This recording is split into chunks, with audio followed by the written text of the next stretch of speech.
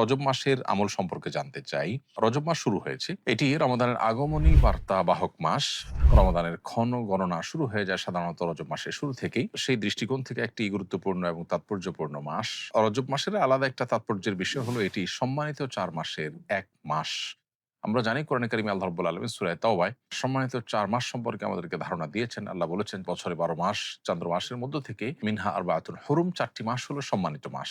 আর এই ৪টি মাসের মধ্যে ৩টি ধারাবাহিক, জিলকদ, জিলহজ, মুহররম, আর চতুর্থ মাসটি হলো এই মাসটি যেটি শুরু হয়েছে রজব মাস। অতএব সম্মানিত মাস হিসাবে এই মাস সম্মানিত মাস যাচ্ছে সেই ধারণা আমাদের মধ্যে বদ্ধমূল থাকা, সেই চিন্তা আমাদের মাথায় থাকা এবং সম্মানিত মাসের সম্মান রক্ষার্থে গুনাহ পাপাচার থেকে বেশিরভাগ বেঁচে থাকার চেষ্টা করা এবং রুটিন যে নেক আমলগুলো আছে সেগুলো বিশেষ যত্নের সাথে করা, যেহেতু সম্মানিত মাস যাচ্ছে এ হলো মোটামুটি করণীয়। এর বাইরে সম্মানিত মাস রজব মাস উপলক্ষে আলাদা কোনো আমল, আলাদা কোনো নামাজ, আলাদা কোনো রোজা, উমরা এগুলোর কোনো কিছু শরিয়া দ্বারা সাব্যস্ত নয়। উমরা রজবিয়া বা রজব মাসের উমরা বা রজব মাসের নফল নামাজ, নফল রোজা এরকম অনেক কিছু আমাদের সমাজে প্রচলিত আছে, এগুলোর কোনোটির কোনো ভিত্তি নেই। অর্থাৎ এক কথায় রজব মাসকে কেন্দ্র করে স্পেসিফিক বা সুনির্দিষ্ট কোনো আমল কোরআন বা বিশুদ্ধ কোন হাদিস দ্বারা সাব্যস্ত হয়নি। তবে সম্মানিত মাস হিসাবে এই মাসের প্রতি সম্মান প্রদর্শন সেটি এই মাসে পাপাচার না করার মধ্য দিয়ে আমাদের করতে হবে। আল্লাহ বলেছেন যালিকা দ্বীনুল কাইয়্যিম ফালা তাজলিমু ফীহিন্না আনফুসাকুম, সম্মানিত মাসগুলোতে তোমরা গুনাহ এবং পাপাচারের মাধ্যমে নিজেদের প্রতি নিজেরা অবিচার করো না। অতএব আমাদের এই বিষয়টা খেয়াল রাখতে হবে। এর বাইরে আলাদা কোনো আমল নেই। একটি হাদিস রয়েছে যেখানে রজব মাসের শুরুতে একটি দোয়ার কথা বলা হয়েছে, আল্লাহুম্মা বারিক লানা ফি রজব ওয়া শাবান ওয়া বাল্লিগনা রমাদান। হে আল্লাহ, রজব এবং শাবান মাসে আপনি আমাদেরকে বরকত দান করুন এবং আমাদেরকে রমাদান পর্যন্ত হায়াত দিন। এই হাদিসটি যেটিতে রজব মাসের এই দোয়াটা পড়ার কথা বলা হয়েছে, সে হাদিসে সনদী মুহাদ্দিসরা অনেকে আপত্তি তুলেছেন, অর্থাৎ সেটুকুই বিশুদ্ধ বা সহিহ সূত্রে সাব্যস্ত বলেননি।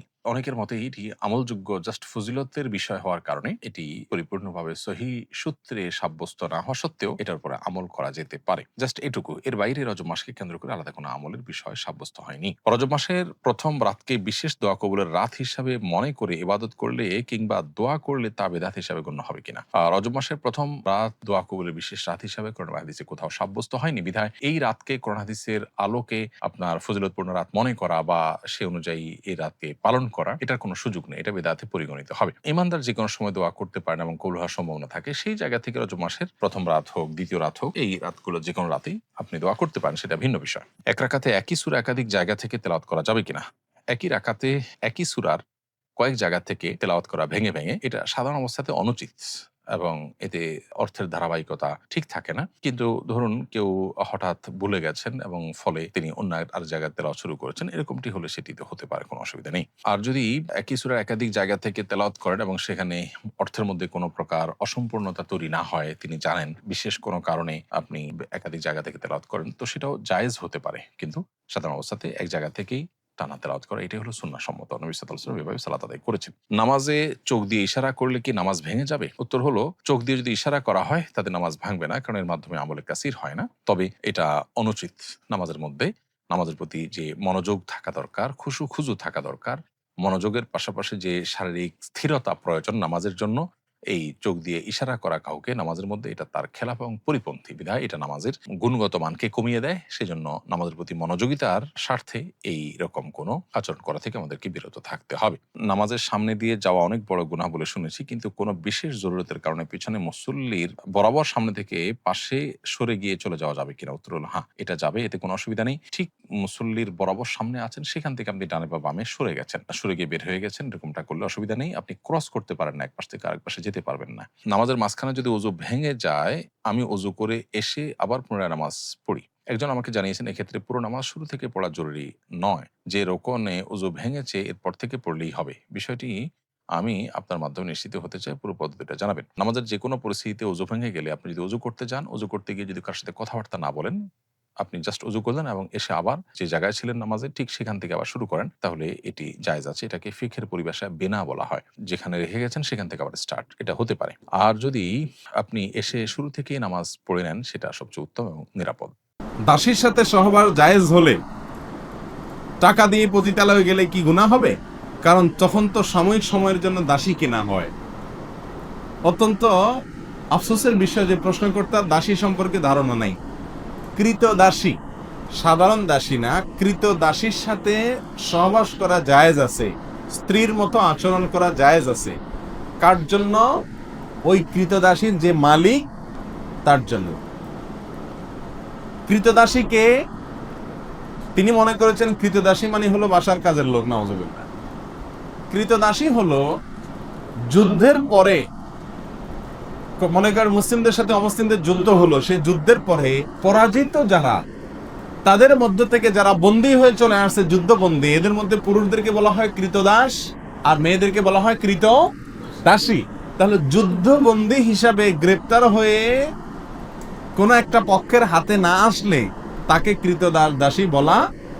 যদি একটা লোক কাজের লোক হয়, কাজের বুয়া হয়, হ্যাঁ, পুরুষ হোক মহিলা হোক, সে কখনো কৃতদাসী না। কৃতদাসী যাকে ক্রয় করা হয়, বিক্রয় করা হয়, এ অপশন আছে। এখন কৃতদাসী যদি যুদ্ধবন্দী হিসাবে আসে, যে ব্যক্তির মালিকানায় আসবে, অর্থাৎ যোদ্ধাদের মধ্যে যে বন্টন করা হবে যুদ্ধলব্ধ সম্পত্তিতে, যার ভাগে পড়বে সে তার মালিক। সে চাইলে তাকে রাখতে পারে, চাইলে তাকে বিক্রিও করে দিতে পারে। এ হলো কৃতদাসী সম্পর্কিত সংক্ষেপে কথা। এখানে কৃতদাসীর সঙ্গে সহবাস করাকে ইসলাম এলাও করেছে কেন? এটা নিয়ে আমাদের নাস্তিক ভাইদের বা নাস্তিক বন্ধুদের প্রশ্নের কোনো শেষ নেই।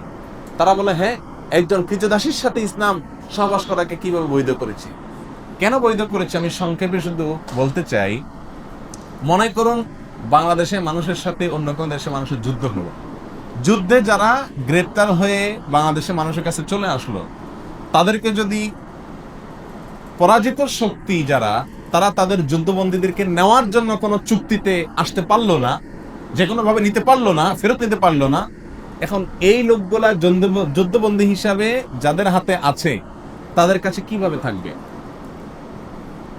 ছেলেদেরটা তো যেমন তেমন কাজ কাম করলো, সমস্যা নেই। মেয়েরা তো বাসা বাড়িতে থাকবে। তাহলে এই মেয়েটা বাসা বাড়িতে থাকলে তার নিরাপত্তার কোনো রাস্তা আছে? কোনো রাস্তা নেই। একজন নিরীহ মেয়ে যদি আপনার বাসায় থাকে, আপনার ভেতরকার পশুত্ব তার প্রতি হামলে পড়ার জন্য আপনাকে প্ররোচিত করবে কি করবে না, এটা হলো ন্যাচারাল বিষয়। এটাকে অস্বীকার করার কোনো সুযোগ নেই, এটা বাস্তবতা। এই জন্য ইসলাম বিধান রেখেছে যে ওই ব্যক্তি যিনি সেই কৃতদাসীটাকে পাবেন, তার ভাগে বন্টন করা হবে, তাকে দেওয়া হবে রাষ্ট্রপ্রধানের পক্ষ থেকে, সেই ব্যক্তির স্ত্রীর মতো হয়ে যাবে। এই কৃতদাসী তার জন্য কি হয়ে যাবে? স্ত্রীর মতো হলে তার সন্তান, তার ভাই, তার অন্য কোনো লোক তার দিকে লোলুপ দৃষ্টিতে তাকাবার কোনো স্কোপ থাকবে না। এটা হলো তার জন্য এক ধরনের নিরাপত্তা নিশ্চিত করা। আমি কি বুঝাতে পারছি? এই লোকটা যদি তাকে বিক্রি করে দেয়, কেমন যেন একজন মেয়েকে তালাক দিয়ে আরেক জায়গায় বিয়ে দেওয়ার মতো। তখন যিনি কিনলেন ওই ব্যক্তি তার জন্য ওই প্রথম ব্যক্তির মতো স্বামীর জায়গায় থাকবে। শুধু তাই নয়, ইসলামী শরিয়ার বিধান হলো এই মহিলা থেকে যদি কোনো বাচ্চা হয় ওই ব্যক্তির, তাহলে সেই বাচ্চা হওয়ার সঙ্গে সঙ্গে এই মহিলা চিরকালের জন্য সাধারণ কৃতদাসীর নাম থেকে বের হয়ে যাবে। অর্থাৎ এই মহিলাকে আর সে চাইলে আপনার কি করতে পারবে না, বিক্রি করতে পারবে না। তাহলে কৃতদাসী এক জিনিস আর কাজের বুয়া আরেক জিনিস। আপনি কৃতদাসীর সাথে সহবাস করা যায়, সেজন্য পতিতালয়ে যাওয়াকে জায়েজ বলবেন, এটা মূর্খতা ছাড়ার কিছু না। আল্লাহ তাআলা হেফাজত করুন।